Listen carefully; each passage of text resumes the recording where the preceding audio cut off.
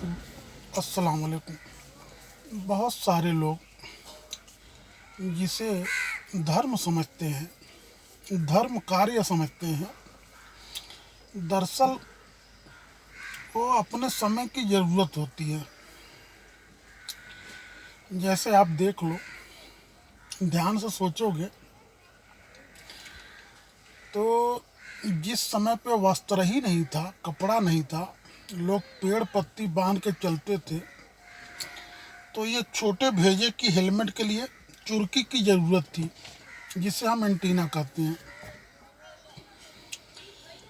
अब जिस समय पे पर्यावरण बचाना था और कोई टीवी, टेलीविज़न, रेडियो, कोई दूसरा माध्यम नहीं था लोगों को जगाने का, प्रचार का, तो हर पेड़ को भगवान के सेंटीमेंट से जोड़ दिया, हर वृक्ष भगवान का से अटैचमेंट कर दिया हमने। आप आज जानते हो, हर पंछी, हर जीव संसार का इंसान की ज़िंदगी से जुड़ा हुआ है। कुदरत के बैलेंस अगर बिगड़ गया तो इंसान भी धरती से ख़त्म हो जाएगा। इसलिए करीब करीब बहुत सारे जीव भगवान के से जोड़ दिया लोगों ने, हर वृक्ष भगवान से जोड़ दिया। तो समय की ज़रूरत है, प्रकृति बिगड़ न जाए, पर्यावरण की रक्षा का साधन है। बहुत सारे लोग उसे धर्म समझते हैं। अब जैसे आप सुनते हो हिंदू लोगों में 33 करोड़ भगवान हैं, तो भगवान कौन है?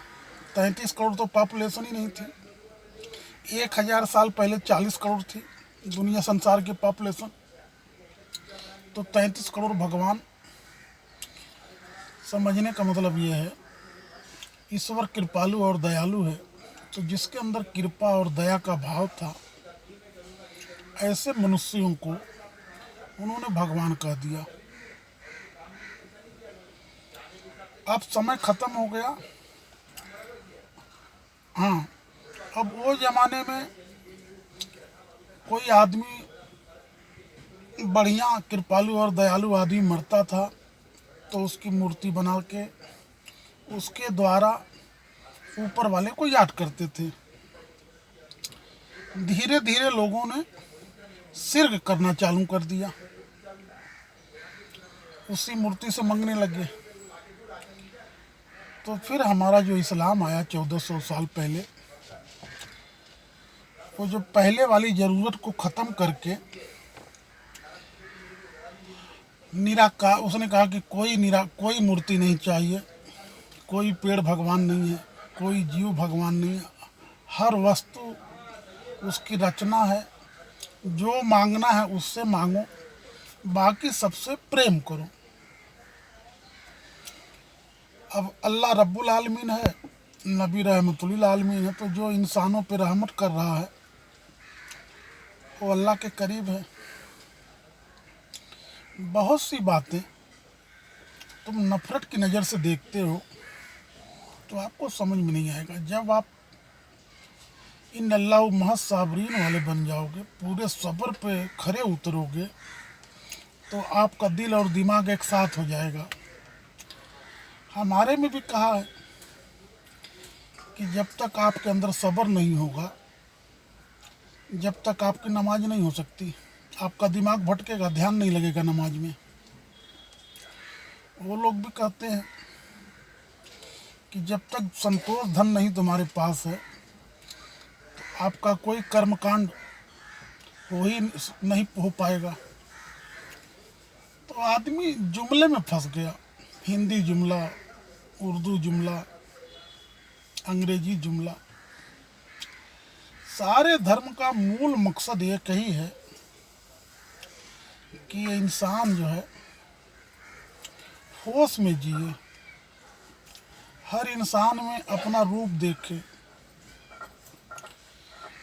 अब इसके बाद धीरे धीरे जो कुछ लालची और स्वार्थी लोग आए, उन्होंने इसको बहुत सी शक्लें बदल दी। अब देखो, कुछ लोग कहते हैं मस्जिद अल्लाह का घर है, ठीक है, तो अल्लाह रहीम और करीम है, तो मस्जिद रहम और करम सीखने की जगह है या उस विचार को बढ़ाने का साधन हो गया। भगवान जितने भी हैं कृपालु और दयालु हैं, तो सारे मंदिर इखलाक और प्रेम बढ़ाने के साधन हो गए। आदमी आँख पे पट्टी बांध के जीता है, घूंघट के पटखोल कोई पिया मिलेंगे, तो अल्लाह नूर है ना। तो जब तक दिल पे मेरा तेरा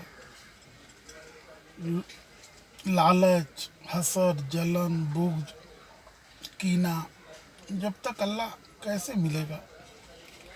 उसी को लोग कहते हैं दर्पण पे धूल जमने से बचाओ, धूल जमेगा तो चेहरा नहीं दिखेगा। तो इसी तरह जब तक निफाक, हसद, जलन, बुग़्ज़ है, तो कैसे अल्लाह मिलेगा। अल्लाह भी तो नूर है, ईश्वर प्रकाश है। आदमी को शासक वर्ग ने और कुछ लालची धर्म गुरुओं ने इंसान को जाति में बांट दिया। जाति तो शरीर की पहचान है, इससे आगे कुछ नहीं है। जिस्म में जब तक जान है तो जाति की ज़रूरत है। बाकी भाषा से उसका कोई लेना देना नहीं है। आत्मचिंतन से परमात्मा दर्शन होगा। सारे अमाल का दारोमदार नीयत से है। तो दिल में अगर ख्याल अच्छा है, लोगों के प्रति इखलाक भाव है, तो आप अल्लाह के करीब हो। आदमी कभी अपने पूरे ये 60-70 साल के लिए तो पूरा समय लगाता है। जिस क्षण जमीन पे गिरा है उसी क्षण वो हार लिख के आया है। जब पैदा हुए उसी दिन तुम्हारी हार लिखी है। हार नहीं है, जीत नहीं सकता। दुनिया में कोई जीता नहीं है। कितना भी जीत लो, मौत हरा देती है। तो फिर जीतने की चाह ही निद्रा है। जीवन जीना है, मजबूरी है, तो दूसरों को लिए जिए, अपने लिए भी जियो, होश में जियो, यही धर्म है। अब बाल की खाल निकालते हैं तो कोई क्षत्रिय है, कोई ब्राह्मण है, कोई शूद्र है, कोई अशूद्र है, कोई बुद्धिस्ट है, कोई महावीर है, कोई ही मुसलमान है, कोई सुन्नी है, कोई 24 है, कोई अहले हदीस है, कादियानी है, अहले कुरान है, सिया है, बुरहानुद्दीन वाले हैं, आगा खां वाले हैं, पंजाबी हैं, यहूदी हैं, ईसाई हैं। इतने धर्म हैं, ये कोई धर्म नहीं है। ये सब आदमी की पहचान के लिए, जैसे अपना साइन बोर्ड होता है ना दुकानों का, घर का एड्रेस होता है, ये धर्म और जात और नाम तुम्हारे शरीर का एड्रेस है। ऊपर वाला मिलेगा उसकी खोज से। वो किसी से नफरत नहीं करता। वो नफरत करता तो दूसरे धर्म वाले भूखे मर जाते। अगर मेरे ही धर्म मान रहा हूँ, मेरे धर्म के बाकी सब बेधर्म है, तो फिर तो दूसरे धर्म को उसको जीने नहीं देना चाहिए ना। उसकी मर्जी के बगैर कुछ होता ही नहीं। कभी तुम शांत मन से विचार करो, सोचो। पूरी कुरान पढ़ पढ़ के थक जाओगे। एक ही चीज़ उसमें है कि तुम एक अच्छे इंसान बन जाओ। सारे ग्रंथ एक अच्छे इंसान बनाने की शिक्षा देती हैं, लेकिन अब वो लोग उसको उसमें रास्ता ढूंढ लेते हैं। जैसे पानी है ना, नीचे जाता है, तो जो आदमी अपने आप को नीचे ले जाता है वो धर्म के करीब होता है। जो मैं करता है अग्नि के स्वभाव में, जीतने के विचार पे ही जीवन जीता है, वह धर्म के करीब है। आप सोचो समझो विचार करो, मत भटको, आप जागो, हमारी असली नस्लों का विचार करो। नहीं तो शिकारी बैठे हुए हैं हमें हड्डी फेंक के लड़ाने के लिए।